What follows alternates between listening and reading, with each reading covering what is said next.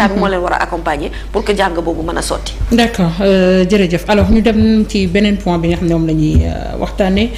ñeel arrestation wu kii di Amadou Ba bu Pastef ginnaaw bi nga xamante ne génn na fële ci Sen TV mu nekk beneen ci ay arrestation yi nga xam ne amoon na fi ginnaaw Diomaye Faye ak ñeneen ñi nga xam ni ci tête pensante yu Pastef yi la ñu bokk mais ñu seetlu ni ajaratu saa su ñu demee ba mel ni situation bi day commencer stable rek ñu jàppaat benn tête pensante boo xam ne ci Pastef la bokk finalement acharnement bi ñu doon wax ci parti bu Pastef est-ce que continuer wul di am ba tey. mënuñu jàpp leneen lu dul loolu après c'est vrai que on ne connaît pas les raisons de l'arrestation de Amadou. On l'a vu participer à une émission boo xamante ne ñi def émission bi ci boppam seede nañu ne def na benn débat de qualité. Débat d'idées débat de haut niveau. boo xamante ne ni séq na ko ak ñi nga xam ne ñoom la bokkaloon plateau. wax nañu aussi li nga xamante ne moom mooy disponibilité ci invitation yi ñu koy invité ci émission yi et c'est vrai que c'est quelqu'un quand même qui répond beaucoup sur les plateaux. Et qui se débat avec les idées qu'il a. Tout simplement avec sa propre conviction. Effectivement. Et j'ai vu également notre consoeur ak sunu confrère bu Sen TV Serigne Saliou ñoom ñaar ñuy wax ni li leen ci metti mooy le fait que ñu jàppee ko foofu nga xam ne fa la doon defee émission am Ndoumbelane. Et que xëy na peut-être l'arrestation aurait dû être faite peut-être ailleurs mais on ne sait réellement pas lan moo tax Amadou ñu arrêté ko c'est que xam nga problème bi mooy arrestation bi bu xësee ba am rek. nit ñi dañu naan le fait que ñu singali waa parti bi dafa mel ni singali googu dakkul wala arrêté wul. parce que booy xool Pastef ñi ñu am ñi leen di défendre ci plateau yi daanaka bëreetul noonu torop ay débatteurs yoo xamante ne te le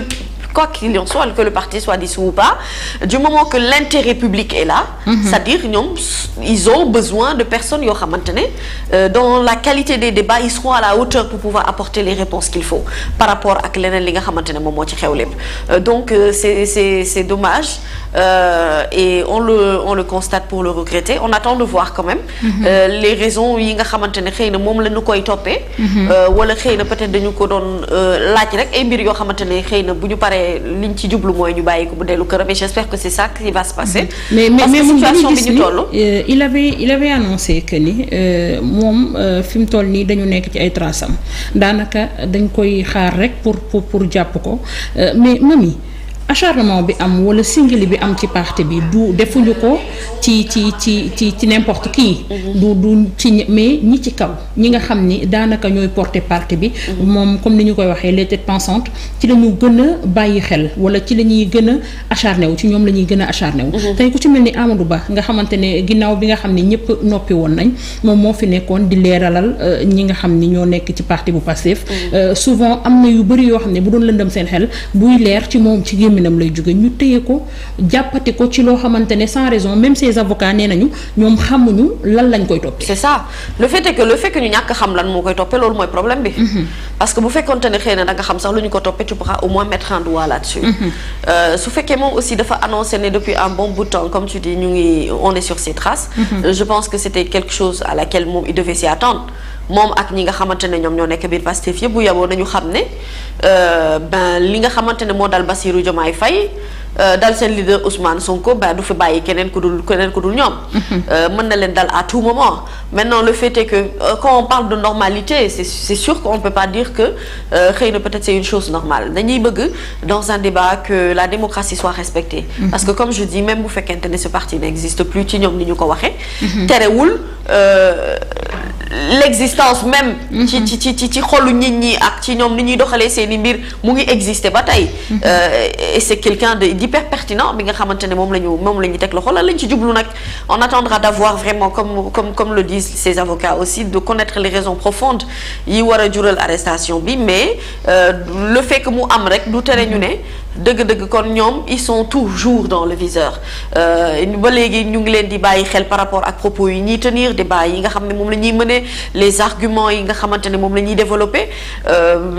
je ne suis pas forcément d'accord parce que je trouve ça triste et dommage parce que pour man l'heure n'est pas vraiment à ce que ñuy jàppee wala ak leneen lu ci topp l'heure ay au contraire à ce que ñi ngi ñuy jot a jàpp ñu libérer leen ñu génn ci kaso yi mën a doxi seen ay activités pour moi le combat actuel c'est ça et surtout que dañuy dem ci ay élections yoo xamante ne on n'a pas besoin de tension supplémentaire élections yi pour ñu jëm ci on aura besoin que le pays soit stable autant émotionnellement que sur tous les plans pour que ñu mën a évoluer dëgg-dëgg ci sens boobu mais c'est pas dans des conditions de tension actuelles yi nga xamante ne moom la ñuy dund nii mais pour man képp koo xamante ne fu mu nekk nii yaa ngi nekk Pastef ben c'est une chose boo xamante ne tu devrais t'attendre à ça à ce que d'un moment ou à un autre ñu woo la ne la kaay toog wala bokk ñu jàpp la arrestation mais encore faudrait-il que loolu mu am motivation boo amee motivation xëy na peut-être les gens pourront discuter ou essayer de comprendre mais tant qu'il n'y a pas de motivation c'est vrai que c'est difficile de savoir lan moo war a mën a tax moom mu nekk ci conditions yi ni mel on espère que dinañu ko libérer mu dellu biir këram parce que maa ngi dégg sunu confrère yi di wax ni d'ailleurs dafa prévoir de voyager malheureusement entre-temps il a été arrêté suite à une émission de télévision bi mu suivre dans les propos qu'il a tenus je pense que ñoom d'accord nañ ne amu ci dara loo xamante ne xëy na jàpp nañu ne loolu moo war a mën a tax mu justifier arrestation bi peut-être que ça peut être autre chose qui n'a rien à voir avec l'émission de Sen TV on attendra en tout cas d'avoir des réponses par rapport à son arrestation. D'accord jërëjëf tey nag yenn ci ay xët xëy nañu ñun kàddu yi nga xamante ne Boubacar Camara yëkkati nañ ko nee na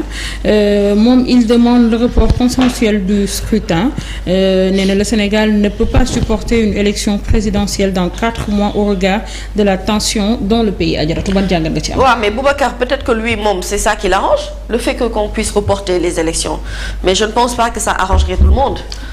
li nga xamante ne moom mooy la majeure partie des leaders war nañu war a mën a pare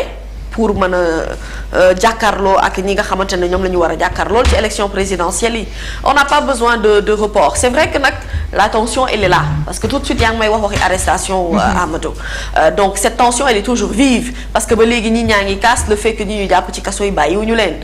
cette tension elle est vive parce que booy xool point de vue social ni ñu dëkkee actuellement mën ngaa wax ne dëgg-dëgg on n'est pas dans le climat qu'il faut mais est-ce que justement tenir un discours comme ça ce n'est pas ce que attendent nos autorités pour pouvoir avoir l'excuse pour ñu mën a pousse wala toxal li nga xamante ne moom moo jëm ci élection je pense que sénégalais yi décidé nañu vraiment léegi li ci war rek mooy que état mu fexe ba organiser ay élections yoo xamante ne dafay transparente ça c'est la règle numéro 1 et trouver une personne boo xamante ne qui n'a rien à voir avec la politique on le répète très souvent pour organiser ces élections par souci de transparence bu ñu weesoo ci loolu mooy la participation de tous les candidats yi nga xamante ne ni jàll nañu li jëm ci baaru parrainage et en parlant de parrainage on demande à ce que ñi nga xamante ne ñoo am droit retirer seen ay fiches yëpp notamment Ousmane Sonko ñu mën cee jot ñu mën a jublu ci collecte boobu et puis laisser la justice faire son cours par rapport à Cour suprême ak la ci topp pour li nga xam ne mooy ci validation candidat yi ñi ci war a mën a participer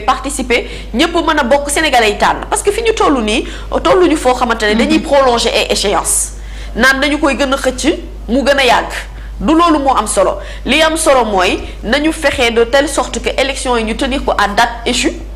et que ça se passe dans les règles de l'art avec la participation de tous dans la plus grande transparence sénégalais yi tànn parce que s'il faut une transition cette transition il faut le faire maintenant on ne peut pas rater le tour ou le coche de 2024 pour vouloir se projeter xawma ci ban période encore ce qu'il faut faire c'est vraiment trouver les termes d'accord yoo xamante ne moo ñuy permettre ñu mën a avancer génn ci situation bu lëj-lëj bii ñu nekk mën a jëm ci situation bu gën a leer et pour man dara gënul leer organiser ay élections yi ñu war a organiser Sénégalais yi tànn ki dal seen xel. fal ko mu nekk seen président pour la suite des choses. d'accord jërëjëf Adjaratou alors ñu daal di dem nag ci situation wu Ousmane Sonko actuellement mi nga xam ni ba mu décréter une grève de la faim daal di koy tàmbaliwaat ba tey sa situation est toujours alarmante ses avocats n'ont